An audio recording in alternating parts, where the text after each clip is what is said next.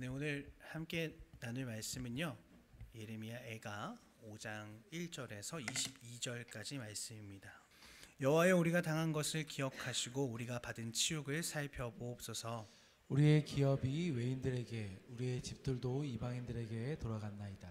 우리는 아버지 없는 고아들이오며 우리의 어머니는 과부들 같으니 우리가 은을 주고 물을 마시며 값을 주고 나무들을 가져오며 우리를 뒤쫓는 자들이 우리의 목을 눌러싸우니 우리가 기진하여 쉴 수 없나이다. 우리가 애굽 사람과 아수르 사람과 악수하고 양식을 얻어 배불리고자 하였나이다.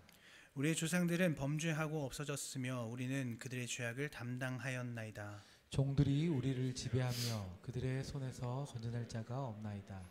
광야에는 칼이 있으므로 죽기를 무릅써야 양식을 얻사오니 굶주림의 열기로 말미암아 우리의 피부가 아궁이처럼 검으니이다. 대적들이 시온에서 부녀들을, 유다 각 성읍에서 처녀들을 욕보였나이다. 지도자들은 그들의 손에 매달리고 장로들의 얼굴도 존경을 받지 못하나이다.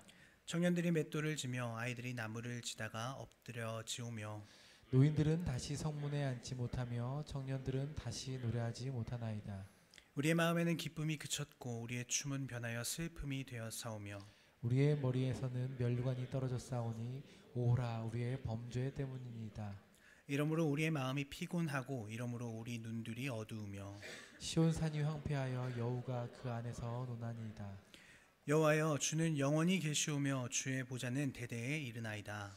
주께서 어찌하여 우리를 영원히 잊으시오며 우리를 이같이 오래 버리시나이까. 여호와여, 우리를 주께로 돌이키소서. 그리하시면 우리가 주께로 돌아가겠사오니 우리의 날들을 다시 새롭게 하사 옛적 같게 하옵소서. 같이 읽겠습니다. 주께서 우리를 참으로 크시나이다. 아멘. 네, 진짜 애가를 부르라라는 제목으로 말씀을 나눕니다. 사실 오늘 말씀의 원래 제목은 진짜 절망을 경험하라였어요. 진짜 절망을 경험하라. 제가 그 제목으로 사실 지난번에 청소년부 아이들과 이 본문을 나눈 적이 있습니다. 그런데 대부분의 아이들이 이해를 못했습니다. 그래서 저 혼자 깊은 절망을 경험했거든요. 네, 그래서 제목을 살짝 바꿔봤어요. 네, 본문 내용을 조금 살짝 수정하고 제목을 이제 진짜 애가를 부르라로 이제 바꿔봤는데요. 두 제목을 합쳐보면 결국에 제가 여러분과 나누고 싶은 내용은 그겁니다. 우리가 인생에서 진짜 절망을 경험할 때 비로소 우리는 진짜 애가를 부를 수 있게 된다라는 거예요. 그래서 먼저는 진짜 절망이란 무엇인가를 좀 나눠보고요. 그 다음에 진짜 애가, 그 절망 속에서 부르짖는 진짜 애가란 무엇인가를 여러분과 나눠보고자 합니다. 오늘 본문인 이 예레미야애가 5장을 보시면, 아니 예레미야애가 전체를 살펴보시면 우리는 정서적으로 굉장한 절망감을 느끼게 되죠. 직접 경험해 본 일은 아니지만 글을 읽고 그 상황을 상상해 보는 것만으로도 조금 마음이 뭔가 힘들고 감정이 매우 괴로워집니다. 왜 그런가요? 이 애가의 배경이 굉장히 고통스럽죠. 네. 나라가 일단 망했어요. 왕을 포함한 정치 지도자들, 왕, 제사장, 선지자, 장로들까지 모두 죽임당하거나 끌려갔습니다. 그리고 수많은 아비들이, 그리고 청년들이 죽임을 당하거나 노예로 끌려가는 상황이죠. 거의 무정부 상태에 가까운 상황입니다. 백성을 보호할 군사도 없고요, 법도 없고요, 질서도 무너진 상황이에요. 그러니까 아비들은 없죠. 젊은 청년들은 다 끌려갔죠. 그러니까 길거리에는 고아와 과부들이 너무나 많이 있는 상황입니다. 먹을 것 하나, 마실 것 하나가 없어가지고요. 죄송해요. 실제 부모들이 자녀를 죽여서 삶아 먹고 있는 지경이에요. 실제 기록입니다. 그래서 먹을 것을 구하려면 목숨을 걸고 광야에 나가가지고 도적대와 싸워서 먹을 것을 취해야 되는 그런 상황이에요. 법, 질서, 윤리 이런 것이 다 없습니다. 그냥 제대로 작동되는 게 없는 말 그대로 절체절명의 상황에 지금 놓여 있는 거죠. 그리고 그 와중에 이방인들은 와서 이 사람들을 조롱하고 박해하고 핍박하고 모욕하고 있습니다. 이러한 기록이 소설이 아니라 실제 있었던 현실이라는 그 사실에 우리는 더욱더 좀 정서적인 그 아픔과 괴로움을 느끼게 되는 것 같아요. 절망감을 간접적으로라도 경험하게 되는 거죠. 그래서 한편으로는 이 애가를 읽는 게 굉장히 불편하고 또 힘이 들 때가 많습니다. 근데 여러분 좀 이상하지 않으세요? 하나님은 대체 왜 이렇게 잔혹하고 읽기에도 불편한 이 애가, 이 수치스러운 역사의 이 애가의 기록을 굳이 성경으로 남기신 걸까요? 사실 예레미야서만 사실 남기셨어도 충분히 이스라엘이 어떤 잘못을 했는지, 그래서 그 결과가 어떠했는지 우리가 알 수 있잖아요. 그런데 왜 굳이 애가를 또 남기셔가지고 정서적으로 이렇게 우리를 괴롭게 하시는지. 그리고 또 저는 이런 생각이 들었습니다. 아니, 하나님을 믿으라고 말해주는 이 성경에서 어떻게 이렇게 잔인한 벌을 주시는 분이 하나님이다라는 기록을 이렇게 구체적으로 이렇게 기록을 하셨는가 하는 거죠. 우리 하나님은 어떤 분이신가요? 선하신 하나님, 긍휼의 하나님, 용서의 하나님, 사랑의 하나님, 그런 하나님을 알라고 기록된 이 성경에 왜 굳이 고통과 수치가 이렇게 가득한 상황을 구체적으로 기록하고 있는가 하는 겁니다. 분명히 이 기록은 단순히 이스라엘의 그 과거들을 막 들춰내시면서 거봐, 너네 이렇게 하면 벌 받는다. 야, 지금 예레미야 우는 거 보이지? 너네 지금 이렇게 하면 벌 받아. 그러니까 말 잘 들어 라는 메시지를 전달하는 게 아닐 거란 말이에요. 그죠?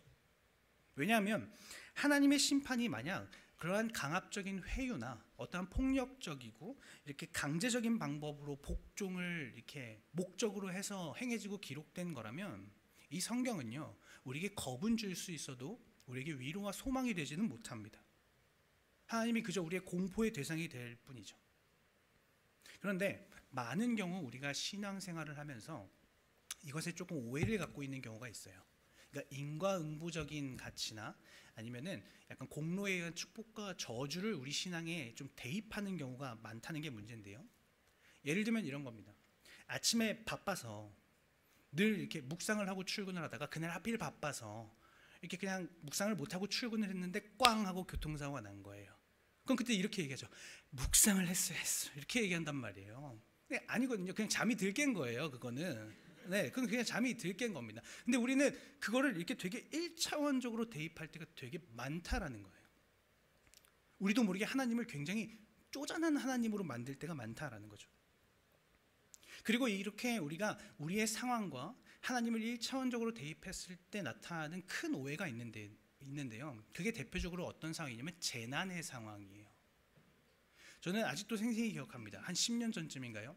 네팔에 아주 큰 지진이 나가지고 막 속보로 막 나오고 있는데 그때 몇몇 교회에서 저거는 힌두교를 믿고 동성애를 합법화한 네팔에 내려진 하나님의 심판이다 이렇게 얘기를 한 거예요. 불과 2년 전에도 똑같은 일이 있었습니다. 이태원에서 정말 일어나서는 안 되는 정말 끔찍한 참사가 일어났을 때 몇몇 교회 목사들이 그걸 보면서 주일을 앞두고 할로윈 데이에 참석한 청년들에게 내려진 하나님의 심판이다 이렇게 얘기를 하는 거죠. 굉장히 잘못된 겁니다. 하나님의 일하심을 완전히 곡해하는 거죠. 이건 마치 욥의 세 친구가 하는 행동과 똑같은 거예요. 인간은요, 하나님의 크심, 하나님의 일하심을 절대 헤아릴 수 없습니다. 이해할 수가 없는 거예요. 그러니까 하나님이 욥한테 60개에 가까운 질문을 던지시면서 네가 창조주를 알아? 라고 계속 물어보시는 거잖아요. 우리는 이해할 수 없는 거예요. 아침에 그렇게 교통사고가 난 게 진짜 묵상을 안 해서인지 아니면 한 블록 앞에 더 갔을 때 더 큰 사고가 날 걸 하나님이 막으신 건지 아니면 보험사를 만나게 해서 전도하라고 하시는 건지 우리는 하나님의 그 일하심을 알 수 없단 말이죠. 그렇기 때문에 우리가 이러한 상황에서 함부로 말해서도 안 되고 판단해서도 안 돼요. 그러니까 마찬가지로 애가를 읽으면서 이 상황이 우리는 알죠. 이 남유다의 죄 때문에 일어난 걸. 그런데 이건 그냥 죄 때문에 일어난 형벌이다 라고만 우리가 이해하면요, 저와 여러분의 삶에 이러한 고난이 똑같이 찾아왔을 때 저와 여러분이 할 수 있는 건 단념밖에 없습니다. 왜요? 죄 때문에 일어난 형벌이라고 우리가 이해해버리면요. 그러나 성경은 지금 이렇게 우리가 감당할 수 없고 이해할 수 없는 고난을 마주했을 때 낙심되고 깊은 절망감을 느끼는 상황을 경험할 때 할 수 있는 한 가지, 아니 꼭 해야 하는 한 가지를 말하고 있는데요. 그게 뭐냐면 바로 소망하는 거예요. 그리고 그 소망의 대상이 하나님일 때 비로소 진짜 애가를 부르게 된다라는 것을 말해주는 겁니다. 이게 무슨 말인지 좀 더 쉽게 이해하기 위해서 제가 한 가지 그림을 준비했는데요. 우리 그림 한번 띄워주시겠어요? 네.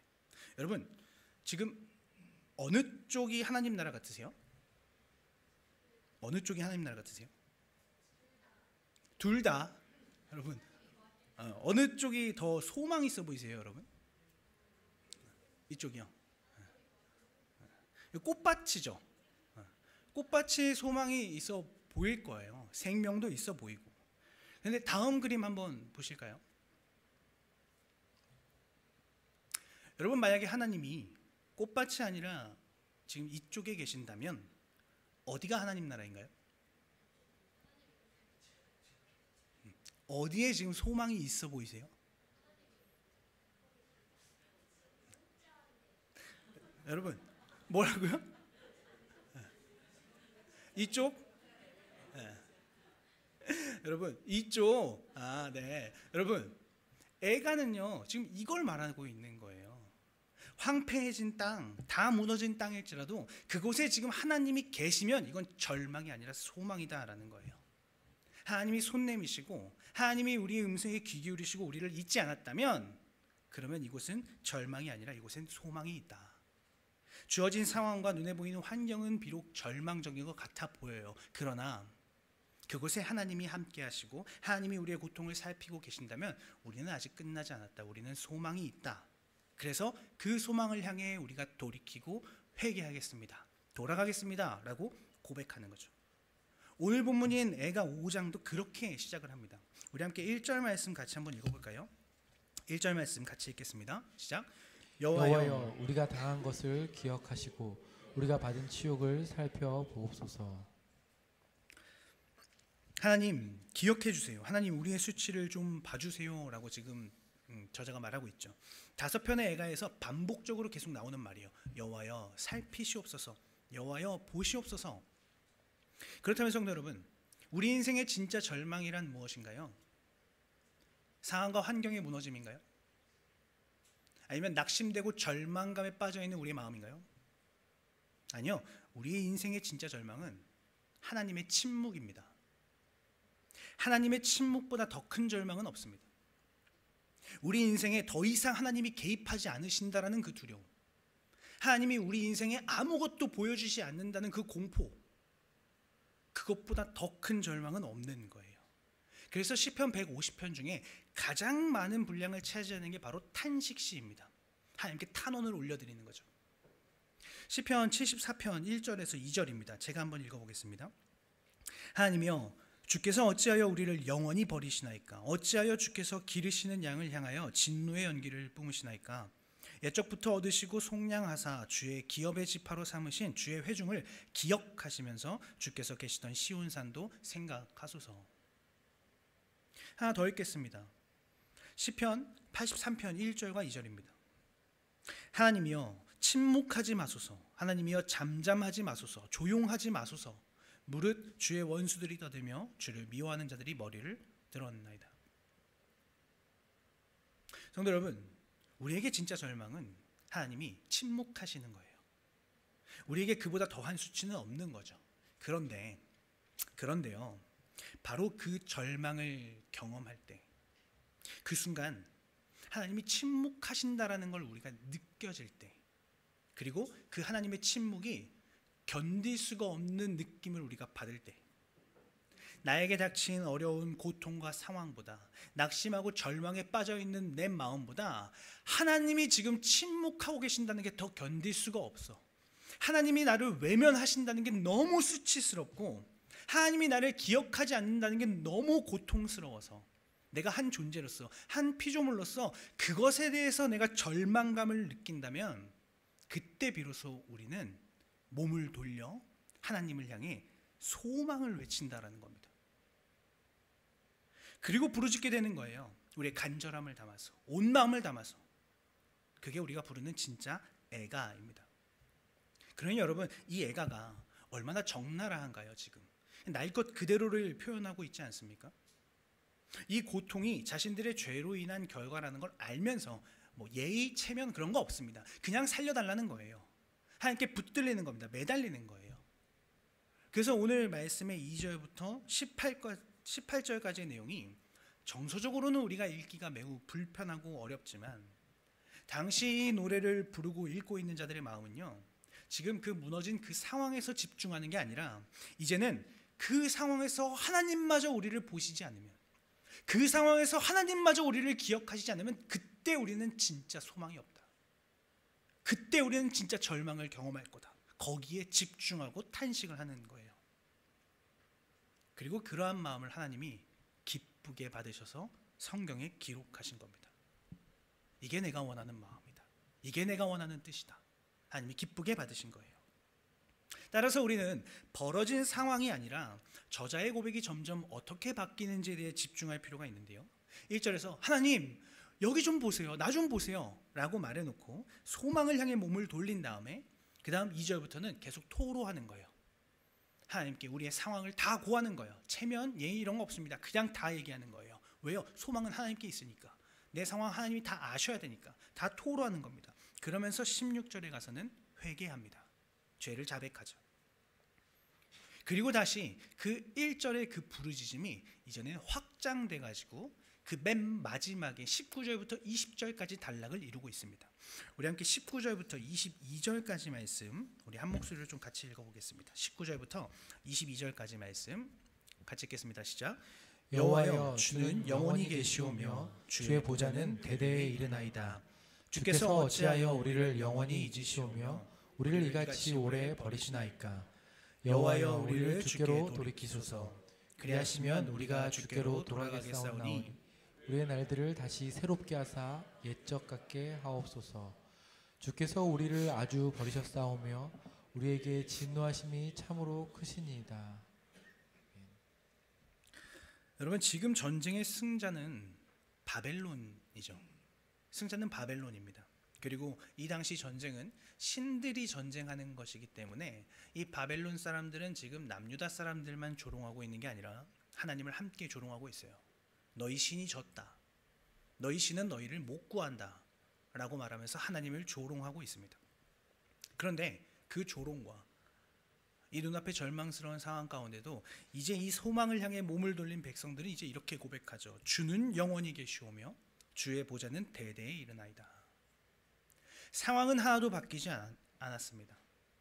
눈앞에선 여전히 참혹한 장상들이 펼쳐지고 있고 남들은 다 하나님이 졌다, 하나님이 너희 버렸다 라고 조롱하고 있는데 오히려 이들의 고백은 더 간절해졌어요.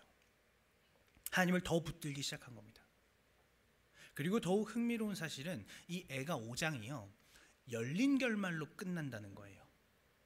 이 19절부터 22절까지 말씀을 요약하면 이렇습니다. 우리 한번 보실까요? 말씀을 요약하면요, 영원한 왕이신 주님, 우리 안 버리실 거죠? 우리가 주께로 돌아가겠습니다. 만약 주께서 우리를 완전히 버리지 않으셨다면요. 19절에서 20절을 직역하면 이렇습니다. 그리고 심지어 몇몇 번역본들은요, 하나님 우리 버리셨습니까? 하나님 우리한테 그렇게 화나셨습니까? 라는 질문으로 노래가 끝나요. 번역이 그렇게 끝납니다. 이게 무슨 말인가요? 하나님이 지금 우리를 버렸는지 안 버렸는지 모르겠다는 거예요. 바꿔 말하면 그만큼 지금 상황이 절망스럽다라는 거예요. 도대체 어느 걸 붙잡아야 될지 모를 정도로 내가 가능성이라도 보이면 뭐라도 해보겠는데 지금 그럴 힘조차 없는 거죠. 정말 상황은 완전히 내가 이 땅에서 버려진 듯한, 이 온 우주에서 버려진 듯한, 하나님께 버려진 듯한 그 느낌을 받고 있는 거예요. 그런데 그때 하나님을 향해 애가를 부르는 거예요. 그때 하나님을 향해 소망을 구하는 거예요. 포기하지 않는 거죠. 하나님이 소망이라는 사실을, 하나님은 우리를 버리지 않을 거라는 그 믿음을 이때 오히려 더 간절하게 붙잡는 거예요. 그리고 하나님은 그 백성의 부르짖음을 성경에 기록하신 겁니다. 성도 여러분, 이렇게 하나님의 침묵은요 우리에게 절망이자 동시에 소망을 붙잡게 합니다. 그리고 그 순간에 우리가 끝까지 하나님의 주권을 인정하고자 했던 그 마음과 행동을 하나님이 받으세요. 우리가 뭔가 대단한 일을 했거나 우리가 뭔가 잘한 일을 한 거를 받으시는 게 아니라 하나님 지금 이게 뭐 하는 거냐고, 하나님 우리 안 보실 거냐고. 아니 내가 뭘 했든 내가 얼마나 나쁜 놈이든 하나님은 우리 살리시는 분 아닙니까? 하나님은 내 아버지 아닙니까? 그 믿음 가지고 그냥 하나님한테 뻔뻔하게 그냥 돌이킬 기회를 달라고 매달리는 거예요. 근데 하나님이 그걸 원하신다라는 거죠. 앞서 말씀드렸듯이 우리는 알게 모르게 하나님을 이렇게 쪼잔한 신으로 만드는 때가 있어요. 착하고 충성된 종아라는 말을 들어야만 마치 큰 은혜를 받을 것 같은 그런 생각을 합니다. 그러나 그렇지 않죠. 특세기간 저는 개인적으로 요나서 4장 11절 그 말씀 때문에 너무 큰 은혜를 받았어요. 4장 11절 말씀 제가 한번 읽어보겠습니다. 하물며 이 큰 성읍 니느웨에는 좌우를 분별하지 못하는 자가 12만여 명이요 가축도 많이 있나니 내가 어찌 아끼지 아니하겠느냐 하시니라. 여러분 놀랍지 않나요? 전 이게 너무 놀라웠거든요. 좌우를 분별하지 못해요. 그런 사람들이 가득하대요. 하나님 뜻대로 사는 사람이 한 사람도 없다라는 겁니다. 그냥 자기 멋대로 사는 사람들만 가득하다는 거예요. 근데 하나님이 그들을 아끼신대요. 여러분 아수르 민족은 그 역사상 가장 잔인하기로 유명한 민족이거든요. 이 아수르 민족의 기록을 보면 사람을 산채로 가죽을 벗기는 민족이 이 아수르 민족이에요. 잔인하다 하는 정도의 끝판왕을 달리고 있는 민족이 바로 이 아수르 민족입니다. 근데 이 아수르 민족이 북이스라엘을 그렇게 괴롭혔어요. 그렇게 잔인하게 노예로 만들고 그렇게 점령했어요. 그런데 하나님의 백성인 그 북이스라엘을 괴롭힌 그 아수르를 하나님이 아끼신대요. 이게 무슨 말인가요? 누구든 제발 나한테 매달려. 누구든 제발 나한테 부르짖어. 네가 누구든 내가 너를 아껴. 내가 너를 보호해. 내가 너를 지켜. 나한테 부르짖기만 하면, 나한테 매달리기만 하면 내가 너를 어떻게 아끼는지, 내가 너를 어떻게 보호하는지 내가 보여줄게. 하나님이 지금 그 말씀하고 계시는 거예요. 오히려 하나님이 침묵을 깨고 싶어가지고 발을 동동동동 구르고 계시는 겁니다. 부르짖기만 해. 성도 여러분, 하나님의 이런 마음을 제대로 감동시킨 대표적인 인물들이 성경의 곳곳에 있는데요. 저는 오늘 여러분에게 세 사람만 빠르게 소개해드리고 말씀을 마쳐보고자 합니다. 먼저 두 사람을 한 번에 소개시켜드릴 텐데요. 그 두 사람은 바로 룻과 한나예요. 우리 함께 룻기 1장 16절과 사무엘상 1장 11절 말씀을 이어서 한번 읽어보겠습니다. 룻기 1장 16절 먼저 읽어보겠습니다. 시작. 룻이 이르되 내게 어머니를 떠나며 어머니를 따르지 말고 돌아가라 강권하지 마옵소서.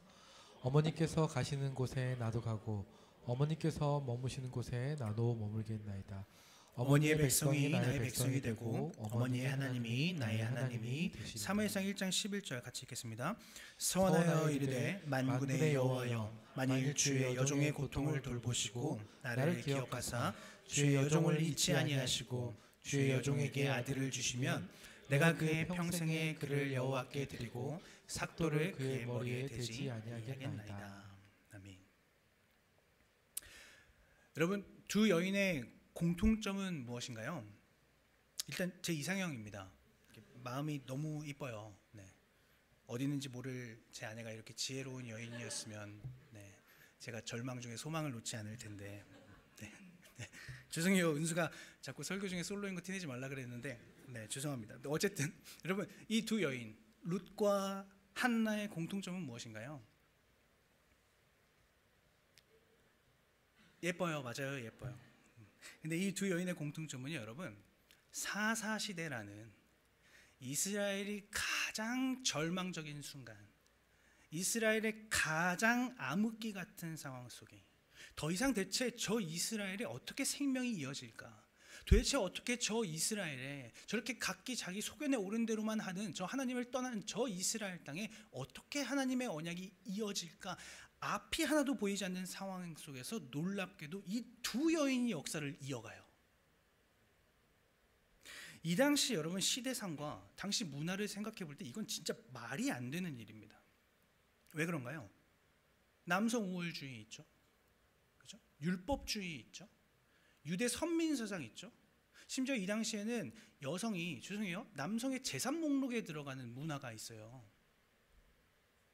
그러니까 이 여성으로서는 도대체 이 삶을 어떻게 헤쳐나가야 될지 그런 꿈을 못 꾸는 그런 시대와 문화 속입니다. 그런데 한 여인은 이방 여인이에요. 그리고 심지어 이제는 과부예요.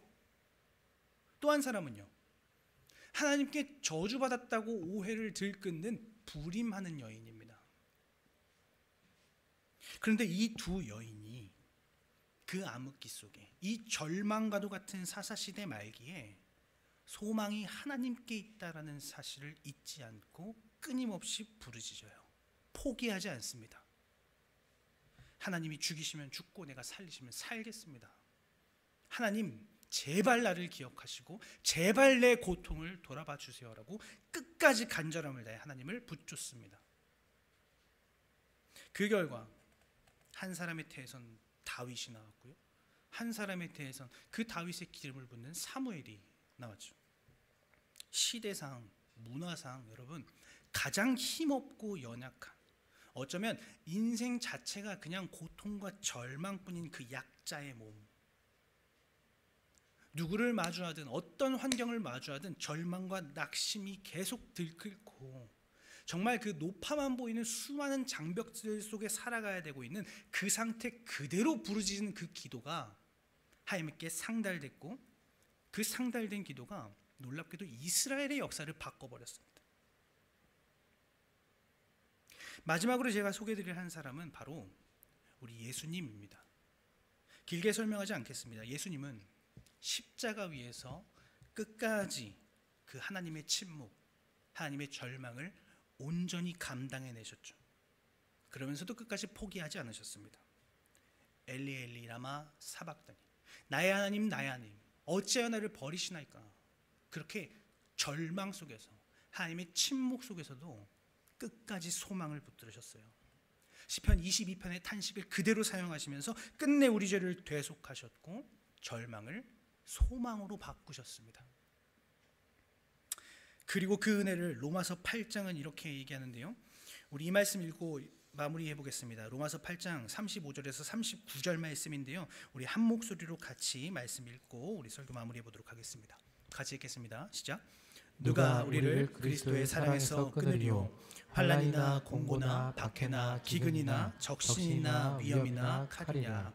기록된 바 우리가 종일 주를 위하여 죽임을 당하게 되며 도살당할 양같이 여김을 받았나이다 함과 같으니라. 그러나 이 모든 일에 우리를 사랑하시는 이로 말미암아 우리가 넉넉히 이기느니라.